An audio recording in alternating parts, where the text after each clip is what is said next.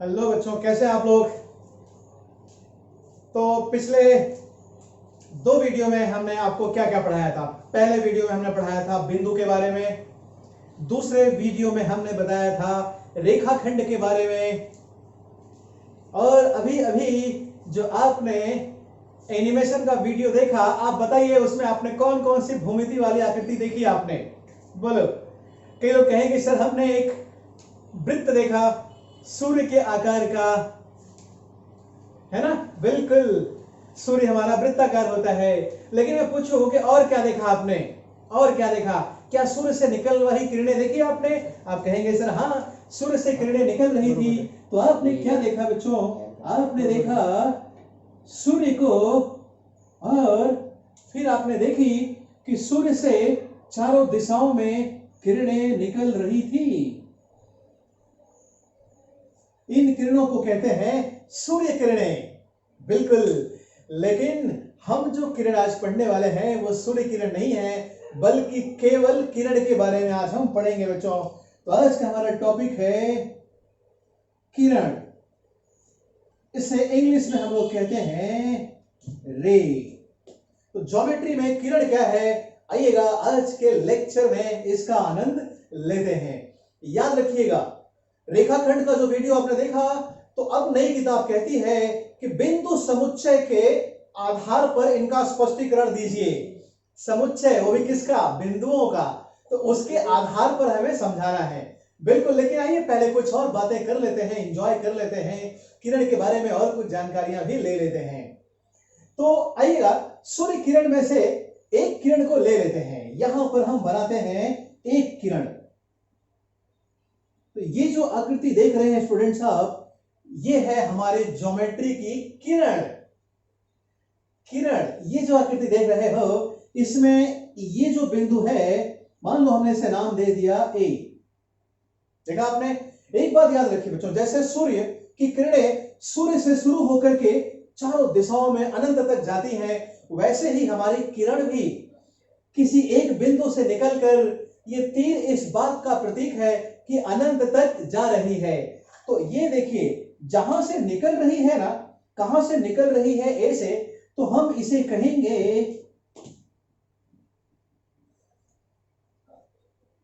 आरंभ बिंदु, starting point. यहां से हमारी किरण निकल रही है और आगे कहां तक जाएगी, अनंत तक। मान लो हमने यहां पर एक बिंदु ले लिया बी। ये बिंदु है, इसका स्थान निश्चित है। तो आप कहेंगे सर क्या बी के थोड़ा आगे जाकर के रुक जाएगी। नहीं बच्चों, किरण तो कभी रुकती नहीं है, ये जाती ही रहेगी, जाती ही रहेगी और जाती रहेगी। तो हम कहते हैं कि इसका जो ये सिरा है वो अनएंडिंग है, अर्थात उसका कभी अंत नहीं होता है, अनंत तक जा सकती है किरण। हाँ, ये सिरे का अंत है, ये सिरा और कहीं नहीं जा सकता है।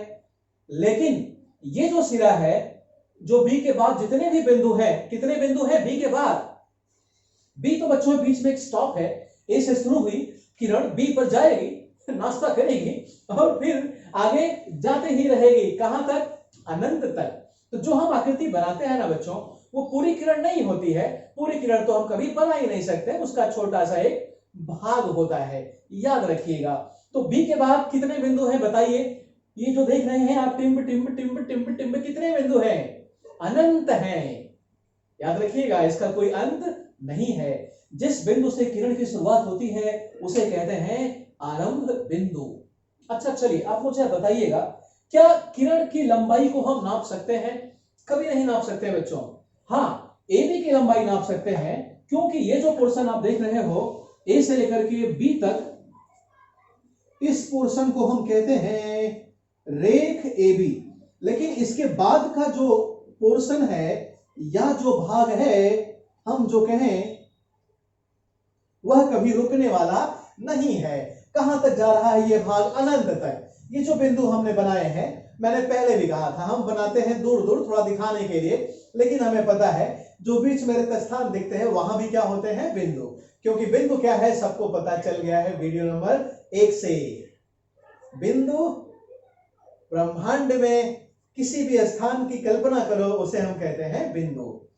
तो देखा बच्चों आपने, किरण में दो भाग होते हैं, एक तो हो गया रेख AB और एक जो रेख AB के बाद में आएगा, वो कितना भाग है? अनंत। तो एक सीमित भाग है, क्योंकि हमने पढ़ा था रेख की लंबाई तो सीमित होती है, लेकिन जो इसके बाद वाला भाग है वो अनंत है। तो दोनों भागों से मिल करके ये हमारी किरण बनती है। तो आइएगा, किरण AB को हम समुच्चय के रूप में कैसे लिख सकते हैं? तो देख लीजिएगा, किरण AB, किरण AB खुद अपने आप में एक समुच्चय है। मैं जो लिख रहा हूं ना, उसको बड़े ध्यान से देखिएगा। जो भी विद्यार्थी या जो इस वीडियो को देख रहे होंगे, बड़े ध्यान से देखें कि किरण AB, रेख AB, रेखा AB, इस बार की किताब हमें कह रही है कि सर समुच्चय के आधार पर बताइए। तो किरण AB खुद एक समुच्चय है बच्चों, और हमें पता है समुच्चय को हम धनु कोष्ठक में रखते हैं, अलजेब्रा में आपने पढ़ा है। तो अगर हम देखें तो ये दो समुच्चयों का संग समुच्चय है। आइए इस बात को समझते हैं। एक समुच्चय तो ये है, कहोगे सर किस बात का समुच्चय? अरे बिंदुओं का समुच्चय। रेख, रेखा, किरण सब किसके समुच्चय हैं? बिंदुओं के। यहां हम सबको पता है, ऐसे टिम टिम टिम टिम टिम टिम कितने बिंदु हैं? अनंत बिंदु हैं। तो इन सभी बिंदुओं का जो समुच्चय है आपको हम बता चुके हैं बच्चों, वो रेख AB के बारे में, कि रेख AB में अंत बिंदु आएंगे और जो बीच के सारे बिंदु हैं वो भी आएंगे, वो होता है रेख AB। तो फिलहाल यहां पर हम केवल लिखेंगे रेख AB, क्योंकि खुद अपने आप में एक समुच्चय है। कोई पूछे रेख AB क्या है? समुच्चय है। किसका? बिंदुओं का। उसी प्रकार किरण की जब बात कर रहे हैं तो आगे बढ़ते हैं बच्चों। रेख AB तो इसमें आ ही गया। ये वाला जो पार्ट है, इस वाले पार्ट को समुच्चय में गुण वर्णन पद्धति आपने पढ़ा होगा। गुण वर्णन पद्धति, जिसमें एक एलिमेंट को लिखते हैं और फिर स्लाइस मारकर जनरल प्रॉपर्टी, सामान्य गुणधर्म को लिख दिया जाता है। तो चलिए काम करते हैं। यहां हम देख रहे हैं कि यहां पर अनंत बिंदु है। इस एक बिंदु को हमने नाम दे दिया P। याद रखिएगा, यहां P एक बिंदु नहीं है, इन अनंत बिंदुओं का प्रतीक है। चूंकि अनंत है, सबको नाम तो हम दे नहीं सकते, तो इन सबको मिलाकर के हमने क्या कह दिया? P। ध्यान में रखिएगा, यहां P अनंत का प्रतीक है। अनंत बिंदुओं को एक प्रतिनिधित्व कर रहा है, वो कौन है? P। तो कैसे लिखेंगे? यहां लिखेंगे हम बिंदु P, स्लाइस मारते हैं। और ये बिंदु P का गुणधर्म क्या है बच्चों? जरा ध्यान से देखिएगा। ये बिंदु P A और B के बाद में आ रहा है, A और B को जोड़ने वाली रेखा पर है, यानी इन तीनों बिंदुओं में मध्यता का संबंध है। तो हम इस प्रकार से लिखेंगे A मध्यता, B मध्यता, P। तो ये रही हमारी किरण AB की परिभाषा या स्पष्टीकरण। समुच्चय के आधार पर आप आज के बाद कभी भी किरण को इस प्रकार से समझ सकते हो कि सर ये दो समुच्चयों का संग समुच्चय है। एक तो रेख AB और दूसरा वो भाग जिसमें अनंत बिंदु हैं, जिनका कभी अंत होता ही नहीं है। देखा बच्चों, किरण एक समुच्चय है, दो समुच्चयों का संग है, आपको याद होना चाहिए। उसी प्रकार मैंने रेख के बारे में भी बताया था। रेख के बारे में बच्चों हमने बताया था, ये मान लेते हैं हमारा रेख AB है। तो रेख AB में कितने बिंदु होते हैं? दो बिंदु, और साथ में जो बीच में सारे बिंदु हैं A और B को छोड़ करके अनंत बिंदु हैं, अनंत बिंदु हैं, अनंत बिंदु हैं। तो आप ऐसे यहां पे लिख सकते हैं कि रेख AB का जो समुच्चय है वो दो समुच्चयों का संग समुच्चय है। किसका किसका? पहले तो दो बिंदु ले लेते हैं। कौन कौन से? बिंदु A और बिंदु B, और फिर हम यहां बनाएंगे संघ। और ये जो सारे बिंदु हैं उसमें से एक को ले लेते हैं P। तो यहां भी वैसे ही लिखेंगे हम बिंदु P, और P में क्या गुणधर्म है? A और B को जोड़ने वाली रेखा पर है और मध्यता का भी संबंध है। तो यहां लिखेंगे A मध्यता, P मध्यता, B। तो ये हो गई बच्चों हमारी रेख की परिभाषा। समुच्चय के आधार पर संग समुच्चय, जो कि हमने आपको इसके पहले वाले वीडियो में बताया था। तो देखा आपने किरण के बारे में। अगर आपको ये नहीं समझ में आ रहा है तो एक या दो बार आप वीडियो को और देखिए, शायद आपको समझ में आ जाए। फिलहाल बिंदुओं के बारे में ही कॉन्सेप्ट को हमें समझना था। अच्छा, कुछ और भी कॉन्सेप्ट है, आइएगा जनरल बातें हैं किरण के बारे में, वो भी समझ लेते हैं। तो इनको जरूर लिखिएगा, ये एक बड़ा ही इंपॉर्टेंट इंफॉर्मेशन है।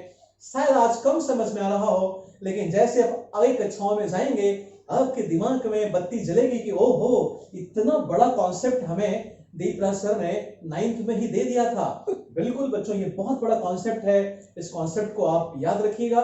जैसे जैसे आप आगे बढ़ेंगे ये कॉन्सेप्ट आपके दिमाग में और बैठता जाएगा। तो चलिएगा आगे बढ़ते हैं। यानी कुछ बातें और किरण के बारे में समझ लेते हैं, बड़ा मजेदार टॉपिक है ना। जितना ही पढ़ते जाओ लगता है कि इनके बारे में और पढ़े। पहले तो लगता था कि सर ये तो छोटी मोटी जानकारियां होंगी, लेकिन देखा आपने बिंदु को समझने में कितना समय लगा, फिर रेख को समझने में हमें 20 मिनट लग गए, किरण के अंदर थोड़ा कम समय लगेगा। कुछ और ही रोचक बातें किरण के बारे में समझ लेते हैं। तो अगर मैं पूछूं कि क्या किरण का अंत बिंदु होता है, किरण में कोई अंत बिंदु होता है, तो आप कहेंगे सर अंत बिंदु नहीं होता है। क्या किरण की लंबाई होती है? अगर मैं पूछूं क्या किरण की लंबाई को आप नाप सकते हैं, तो कहेंगे सर नहीं। तो किरण की बच्चों ना तो लंबाई होती है, कहां तक जाती है? अनंत तक, है ना। अच्छा, इसे लिखते कैसे हैं? इसे हम लिखते हैं किरण ए बी, ऐसे लिखते हैं आप।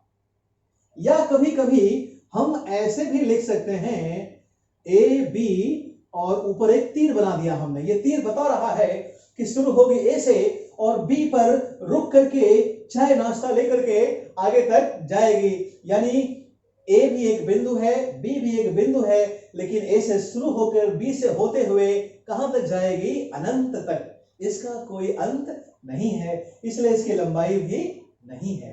अच्छा, कोई कहेगा बच्चों क्या इसको हम किरण बी लिख सकते हैं? क्या इसको हम किरण बी लिख सकते हैं? बिल्कुल नहीं, आप किरण बी नहीं लिख पाओगे। क्यों? क्योंकि किरण बी का शुरुआत कहां से होगा? बी से।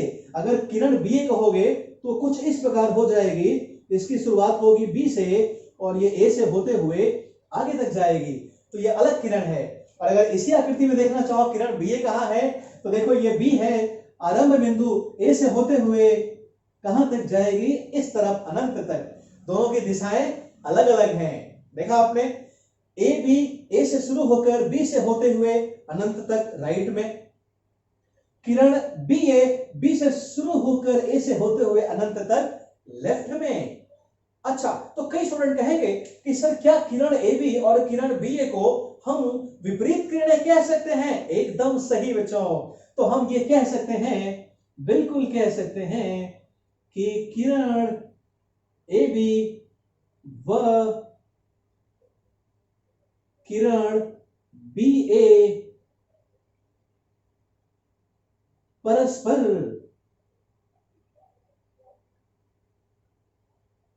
विपरीत किरणें हैं।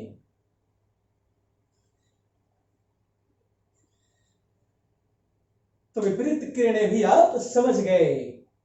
अच्छा, विपरीत किरणों के बारे में आप और कह सकते हैं बच्चों। मान लो यहां पर मैंने एक बिंदु ले लिया, कोई सी ले लिया, यहां पर मैंने एक बिंदु ले लिया क्यू ले लिया, ठीक है। हम बहुत सारे बिंदु ले सकते हैं। तो किरण का नाम अगर आपको लेना हो, जैसे मान लो इस तरफ के भाग को मिटा देते हैं, हमारी किरण राइट में जा रही है, तो कोई कहे इस किरण का नाम दो, तो इस किरण के नाम बहुत सारे हो सकते हैं। कोई कहेगा किरण ए सी, वो भी चलेगा। आप कहें किरण ए बी, वो भी चलेगा। आप कहेंगे किरण ए पी, वो भी चलेगा। किरण ए क्यू, वो भी चलेगा। तो हाँ, आरंभ बिंदु का नाम पहले आना चाहिए, चूंकि अंत बिंदु तो होता नहीं। आगे की दिशा में कोई भी एक बिंदु का आप नाम दे सकते हो, समझ रहे हैं। तो सभी का अर्थ वही हुआ जो किरण ए बी का अर्थ था। बात समझ में आ रही होगी बच्चों। अच्छा, अगर मैंने इसको इस तरफ बढ़ा दिया पीछे की तरफ और मैं कहूं कि इसमें दो विपरीत किरणों के नाम दीजिए, तो आप बहुत सारे नाम दे सकते हैं। मान लो अगर किसी ने शुरुआत किया बी से, तो वो कहेगा सर किरण बी सी और किरण बी पी, बिल्कुल सही। BC लेफ्ट की तरफ जा रही है, BP राइट की तरफ। कोई कहेगा सर किरण CA और किरण CB, वो भी चलेगा। कोई कहेगा सर किरण PB और किरण PQ, वो भी चलेगा। तो इस प्रकार से विपरीत किरणों के भी हम यहां बहुत सारी जोड़ियां बना सकते हैं। बात समझ में आ रही है? जितना पढ़ते जाओ लगता है कि थोड़ा और पढ़ें, काफी रोचक जानकारियां इनके बारे में हमें देखने को मिलती हैं। तो किरण में अंत बिंदु होता है ना बाबा ना, लंबाई होती है ना। अच्छा एक बात बताओ, कोई कहे अगर मैंने किरण बनाई ऐसे, ये किरण है, मैं कहूं किरण है ये, तो कोई कहेगा सर ये जो आप देख रहे हो, ये जो इसकी मोटाई है या चौड़ाई, क्या किरण की कोई चौड़ाई भी होती है? बिल्कुल नहीं बच्चों, ये एक आभास है। ये जो हमने आकृति का सहारा लिया है, फिर से मैं वही बात कहूंगा जो मैंने बिंदु के बारे में कहा था, ये आकृति केवल मदद कर रही है समझने में। किरण, बिंदु और रेखा, इनको हम वास्तव में नहीं बना सकते हैं, इनको हम केवल कल्पना कर सकते हैं। क्योंकि कल्पना की हुई वस्तु को आप दिखाएंगे कैसे, ज्ञान को आगे कैसे बढ़ाएंगे, समझाएंगे कैसे बच्चों को हम, तो इसलिए हमें इनका सहारा लेना पड़ता है। आप मोटा रखो या पतला रखो, लेकिन किरण की या रेख की या रेखा की कोई भी चौड़ाई नहीं होती है। इस बात को भी अपने दिमाग में बिठा लो। तो चौड़ाई होती है? बिल्कुल नहीं। कोई कहेगा सर गहराई होती है क्या? क्या थोड़ा बहुत थिकनेस होती है इनमें? बिल्कुल नहीं। तो अगर कोई पूछे बच्चों गहराई होती है, तो हम कहेंगे वो भी नहीं होती है। अंत बिंदु भी नहीं, लंबाई भी नहीं, चौड़ाई भी नहीं, गहराई भी नहीं। ये तो केवल हमारी मदद करते हैं समझने के लिए। किरणों की लंबाई भी नहीं होती है। अच्छा मैं पूछूं आपसे कि रेख में और किरण में क्या अंतर है? तो आप कहेंगे सर कई अंतर है। रेख की लंबाई सीमित होती है, किरण की लंबाई असीमित होती है। दूसरी बात, रेख में दो दो अंत बिंदु होते हैं, आपको पता होगा। अगर हमने एक रेख बनाया, हमने नाम दिया A और B, तो आपको पता है ये है रेख AB। हमें पता है बच्चों कि A भी कैसा बिंदु है,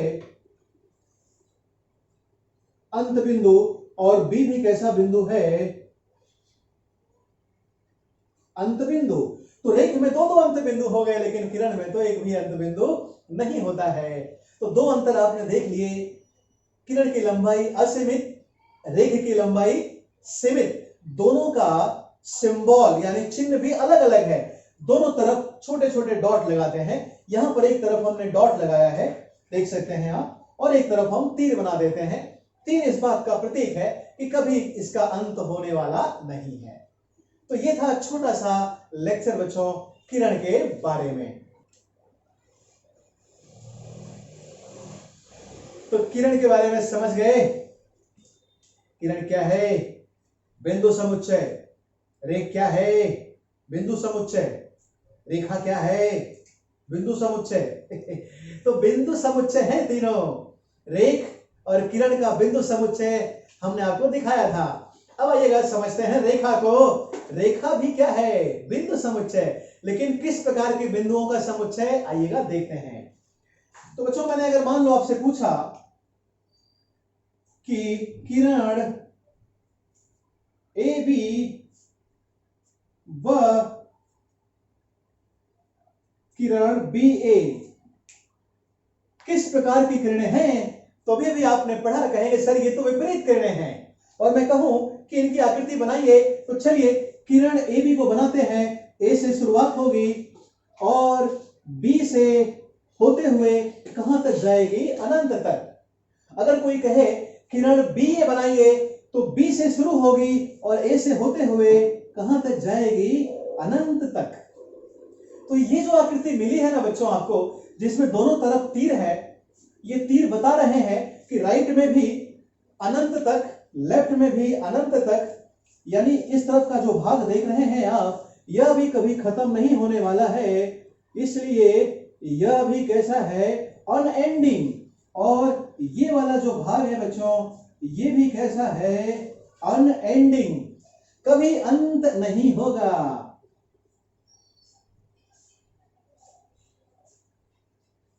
थोड़ा सा कलर कर देते हैं हमारी रेखा को। तो देखा आपने, राइट में भी अनंत तक, लेफ्ट में भी अनंत तक, लेकिन पॉइंट की बात क्या है कि ये रेखा जो बनी, ये आकृति जो देख रहे हो, इसे हम कहते हैं रेखा। तो आपने क्या देखा, रेखा के बारे में क्या देखा कि दो विपरीत किरणों को मिला करके एक रेखा बन सकती है। हाँ, बिल्कुल सही कहा आपने। यानी दो विपरीत किरणों के जो बिंदु समुच्चय होंगे, वही बिंदु समुच्चय किसका होगा, रेखा का। तो रेखा के बारे में हम क्या कह सकते हैं, रेखा हमने तुमको देखा।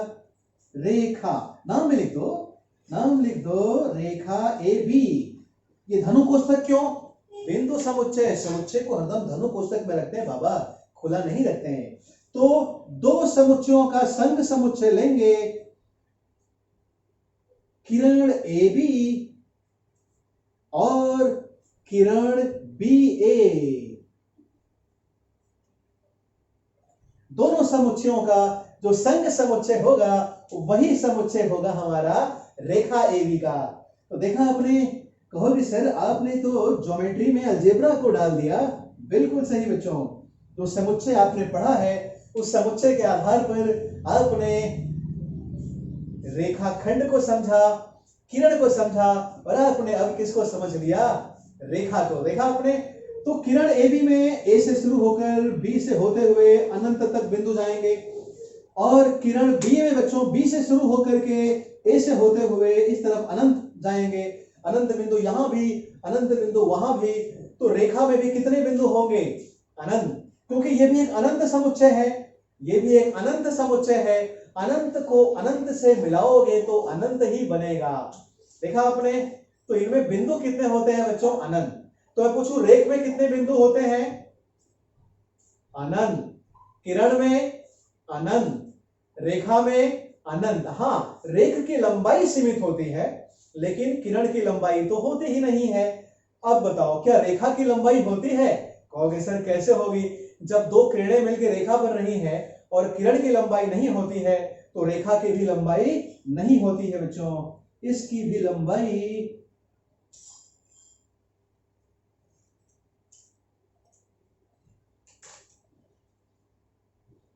नहीं होती है, याद रखिएगा। अगर कभी कहीं आपको ऐसा लिखा हुआ दिखाई पड़े कि 5 सेंटीमीटर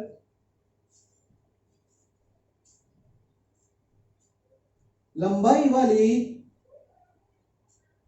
रेखा पी क्यू, अगर कहीं ऐसा कथन आपको दिखाई पड़े, तो अब आप तो समझ जाओगे कि यह कथन ज्योमेट्रिकली गलत है, क्योंकि इसमें लिखा है रेखा, और हमें पता है रेखा की तो लंबाई होती ही नहीं है, और ये कह रहे हैं 5 सेंटीमीटर। तो हम लोगों ने स्कूल में अक्सर ये देखा है, बच्चे ना इस बात को नहीं समझ पाते हैं कि रेखा की लंबाई तो होती नहीं है, तो ये कथन गलत है या सही है। लेकिन अब आपको समझ में आ गया होगा कि जब भी आप लंबाई दे दिए, तो यहां ना तो किरण लिख सकते हो, ना तो रेखा लिख सकते हो। कहोगे सर क्या लिख सकते हैं, हाँ, आप चाहो तो रेख लिख सकते हो या रेखा खंड लिख सकते हो। तो आज के बाद जब भी आप लंबाई वर्ड यूज कर लें, तो समझ जाए बच्चों, वो रेख या रेखा खंड ही होगा, वो किरण नहीं होगा, रेखा नहीं होगा। तो आज के बाद गलत वाक्य कभी ना लिखिएगा कि 5 सेंटीमीटर लंबी रेखा खींचो, बिल्कुल गलत, रेख खींचो। तो अपने आप को टेक्निकली करेक्ट कर लेना आज के बाद, ये गलतियां नहीं होनी चाहिए। तो बच्चों ये तो था रेखा के बारे में थोड़ी सी जानकारी। मेन मुद्दा है समुच्चय के आधार पर आपको समझ में आना चाहिए। समुच्चय के आधार पर अगर आप समझे तो समझिए आप सही समझे हैं। कोई पूछे कि एक रेखा में कितनी विपरीत किरणें होती हैं, तो बच्चों बहुत सारी, कम से कम तो 2 होंगी, लेकिन उसके बाद तो अनंत भी हो सकती है, क्योंकि यहां पर आप कई बिंदु का नाम दे सकते हो, है ना। कोई कहे पी क्यू और पी ए, हाँ विपरीत किरणें हैं। कोई कहे क्यू पी और क्यू बी, हाँ विपरीत किरणें हैं। तो एक रेखा में बहुत सारी विपरीत किरणें हो सकती है। अच्छा, इसका नाम कैसे लिखेंगे, आप रेखा का नाम कई तरीके से लिख सकते हैं। कोई कहेगा सर अगर हमने कहा रेखा ए बी, वो भी चलेगा। अच्छा, किसी ने कहा कि रेखा बी ए, वो भी चलेगा, क्योंकि रेखा में आप लेफ्ट से राइट भी जाते हो, राइट से लेफ्ट भी आते हो, क्योंकि दोनों तरफ ही इसका अंत नहीं है। किरण में ऐसा नहीं है, किरण ए बी और किरण बी ए अलग अलग चीजें हो जाएंगी। रेख में लिख सकते हो रेख ए बी और रेख बी ए, है ना, तो हम रेखा में लिख सकते हैं, लेकिन हम कह सकते हैं कि किरण ए बी किरण बी ए, क्या दोनों समतुल्य है? नहीं, ये समतुल्य नहीं है। क्या रेख में कह सकते हैं हम, रेख में कह सकते हैं रेख ए बी समतुल्य रेख बी ए, हाँ यहां कह सकते हैं बच्चों हम, लेकिन किरण में नहीं कह सकते हैं, क्योंकि किरण में दिशा का बड़ा इंपॉर्टेंस है। इन दोनों में, रेखा में और रेख में दिशा का इंपॉर्टेंस नहीं है। तो ये थी बच्चों बिंदु, रेखा या रेख या रेखाखंड, किरण और रेखा, 4 टॉपिक के बारे में मैंने विस्तृत जानकारी आपको दी है और अपेक्षा रखता हूं कि ये चारों ही टॉपिक आपको अच्छी तरह समझ में आ गए होंगे। तो बच्चों इतना ही। अब हम प्रश्न संग्रह 1.2 की शुरुआत करेंगे और आप देखेंगे ये सब समझने के बाद कितना आसान लगेगा आपको। तब तक आप ये सारे कॉन्सेप्ट क्लियर कर लो। अगले वीडियो में प्रश्न संग्रह 1.2 की शुरुआत करेंगे।